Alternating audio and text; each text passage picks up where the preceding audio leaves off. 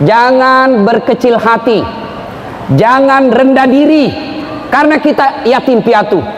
Jangan kita merasa rendah diri karena kita fakir miskin. Tidak.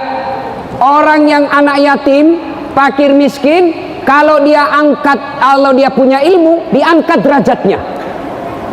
Mana buktinya? Allah janji, yarfa'illahu alladhina amanu minkum walladzina utul ilma darajat. Allah mengangkat derajat orang-orang yang beriman dan berilmu pengetahuan. Mana buktinya? Mana buktinya? Nih di depan kita. Tidak mungkin jadi senior leader kalau tidak ada ilmu. Masa ada menjadi senior leader beleng-beleng? Tidak mungkin. Allah angkat derajatnya. Contoh lagi, Ustadz Das'ad. Ustadz Das'ad meskipun terlambat depan duduk. Kenapa? Punya ilmu. Orang yang punya ilmu diangkat derajatnya. Contoh lagi, saya kalau diundang pergi baca doa, tapi Ustadz depan duduk. Apa bagian saya? Kepala kambing. Semua kue-kue enak di depan. Sehingga anak-anak remaja masjid saya bilang, kalau kamu enak makan, dekat kau sama Ustadz. Kalau dekat sama Ustadz, semua kue-kue yang enak ada di depanmu. Ada juga teman saya tinggi sekolahnya, tapi tidak tahu baca Quran. Di mana dia duduk? Di belakang, takut disuruh ngaji. Apa bagiannya? Rokok-rokok onti. Kue tradisional. Itu baru di dunia. Allah angkat derajatnya. Man arada dunya fa'alaihi bil ilmi. Siapa yang menghendaki hebat jaya dunianya, ilmu pengetahuan. Wa man aradal akhirat. Siapa yang mau sukses di akhirat, dengan ilmu pengetahuan. Wa man aradahuma, dan siapa yang mendaki dunia dan akhiratnya, fa'alaihi bil ilmi, dengan ilmu pengetahuan. Apa hubungannya ilmu dengan ibadah akhirat untuk kehidupan akhirat? Saya kasih contoh. Halo adik-adik, sholat saja, sholat tanpa ilmu bisa jadi sholatnya ditolak. Contoh, takbir. Saya pernah lihat orang takbir begini, Allahu Akbar, begini. Hebat juga ini bapak ini. Salah satu kelemahan saya, kalau ada saya lihat aneh-aneh, saya tidak puas sebelum saya tanya Allah. Saya pergi tanya, apa maksudnya itu? Dia bilang, ini Ustadz, Allah, saya tulis Allah, ya kan? Oh ya benar, Allah. Saya bilang, apa dalilnya? Dia bilang, tidak, nenekku ajar kak. Nenekmu nabi. Coba, bisa juga saya terjemahkan salah. Allahu Akbar, 3-0 Chelsea Liverpool. Bisa saya artikan salah. Ayo, ada juga orang takbir begini, saya lihat Allah, dia goyang kepalanya, Allah. Saya pergi tanya, apa lagi maksudnya itu? Dia bilang, satu Tuhan. Saya bilang, saya bisa terjemahkan salah. Allahu Akbar, satu istri. Kenapa? Takut beristri. Bukan karena setia, cuma karena takut. Coba, ada lagi, ada yang sholat tahiyat seperti ini. Tiba-tiba di sampingnya anak muda, dia lebih kencang. Saya tanya, kenapa kau lebih kencang? Dia bilang, ini sudah lobet Ustaz, sudah 70, jadi dia lobet. Saya masih kencang, full cas. Itu tidak ada ilmu. Coba, puasa, adik-adik puasa. Kemarin saya ceramah di Kalimantan. Oh, ada yang tanya saya, karena saya bilang malam hari itu halal bersama istri, siang tidak boleh. Yang tidak bolehnya dari maghrib subuh sampai maghrib, maghrib sampai subuh boleh, biar 5 kali. Dia bilang, datang sama saya, malam bisa juga Ustaz? Iya bisa. Astagfirullah Ustaz, saya sudah 4 tahun biar malam tidak juga. Saya bilang, kadongok kok, dia belajar.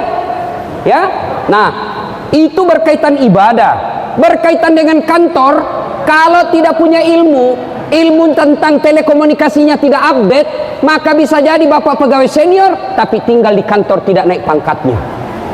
Kan biasa kita di kantor bilang begini, itu baru 3 tahun promosi terus, baru 3 tahun kerja Telkom promosi terus, saya sudah 10 tahun kok begini-begini. Bapak betul 10 tahun tapi prosesornya Pentium 1, lambat loading.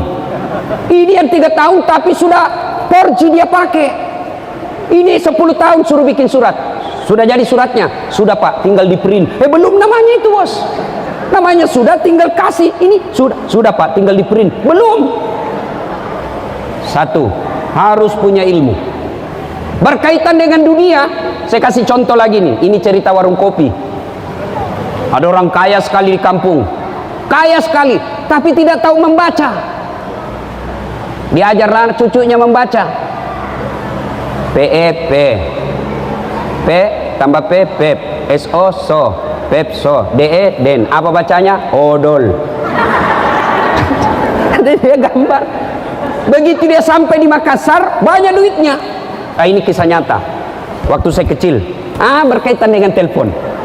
Waktu itu di kampung saya di Pindrang, masuklah itu wartel. Ya, sekarang wartel sudah habis, Pak. Innalillahi wa inna ilaihi raji'un. Hilang semua itu, kasihan.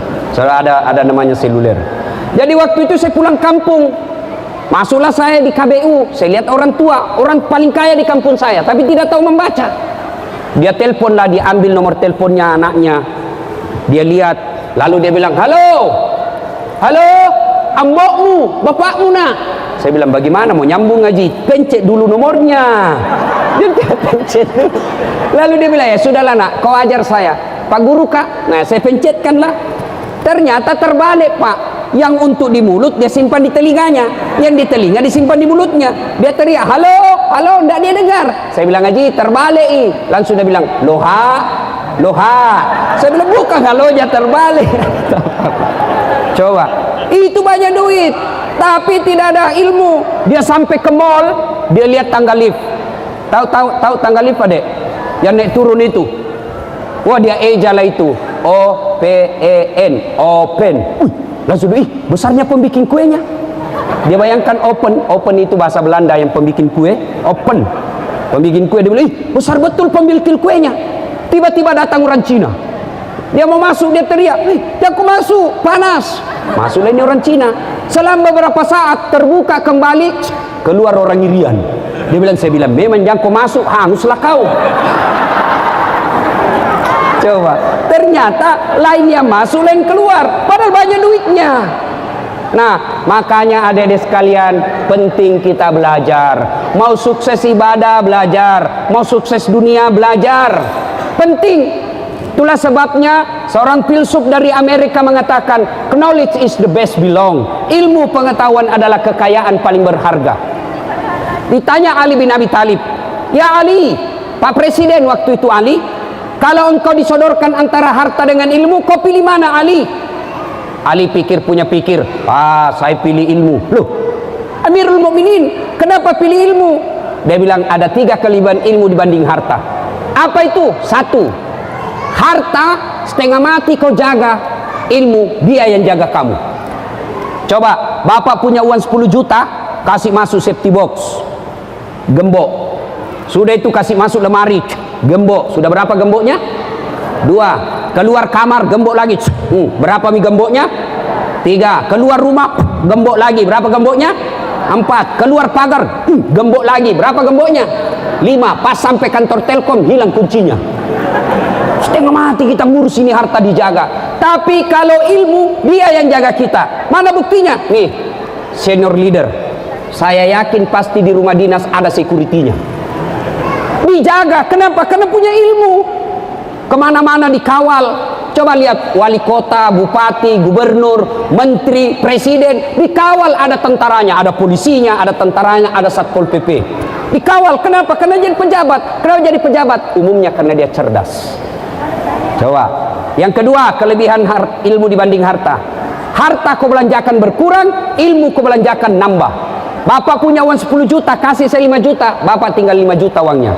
Bapak punya Al-Fatihah, ajarkan kepada orang, tambah ilmunya. Itu namanya amal jariah. Tidak ada yang bilang saya ajar ku Fatihah, bismillahirrahmanirrahim, alhamdulillah. Begitu hafal, langsung hilang Al-Fatihah kita. Mana Al-Fatihah aku di kepala? Tidak mungkin. Yang ketiga, kelebihan ilmu dibanding harta. Kelebihan ilmu dibanding harta. Kata Ali bin Abi Thalib, insya Allah ilmu yang akan mengangkat derajatmu. Nah, ibu bapak, saudara-saudara sekalian, yang ketiga saya mohon maaf, katanya menurut Ali, dengan ilmu kau bisa dapat harta, tapi dengan harta kau tidak bisa dapat ilmu. Tidak ada jaminan. Contoh ya, contoh. Banyak uang, tidak ada ilmu, dia datang ke Jakarta, tidak tahu baca apa-apa, tidak tahu membaca keadaan, gelap dia punya hidup. Tapi dengan ilmu saya bisa dapat harta. Contoh Das'ad, kemana-mana diundang ceramah gratis. Baru-baru saya diundang ke Italia, ceramah di Roma, Milan, Napoli. Adik-adik tahu Italia? Tahu? Itu menuruki belok kiri terus sedikit. Saya di sana pergi, disewakan pesawatnya, disewakan hotelnya, pergi tidak bawa uang, pulang bawa uang, euro lagi. Coba dengan ilmu kau bisa dapat harta, tapi dapat harta tidak ada jaminan kau dapat ilmu. Itulah sebabnya saya ini hidup saya hampir habis untuk kuliah. Saya luruskan tadi Pak Ibu MC, gelar saya bukan MA tapi MSI. Kalau gelar lengkapnya Dr. Das'ad Latif, SOS, Sarjana Sosial, SAG, Sarjana Agama, MSI, Master Science, PhD, Philosophy of Doctor. Doktor saya ada 2, satu doktor di luar negeri. Subhanallah. Adik-adik ini untuk motivasi saja. Kalau adik-adik lihat gelar S3 DR di depannya D besar R besar, berarti doktornya S3-nya dalam negeri. Kalau lihat gelar S3 di belakang PhD Philosophy of Doctor, berarti S3-nya luar negeri. Alhamdulillah Ustadz punya dua-duanya, satu dalam negeri, satu luar negeri.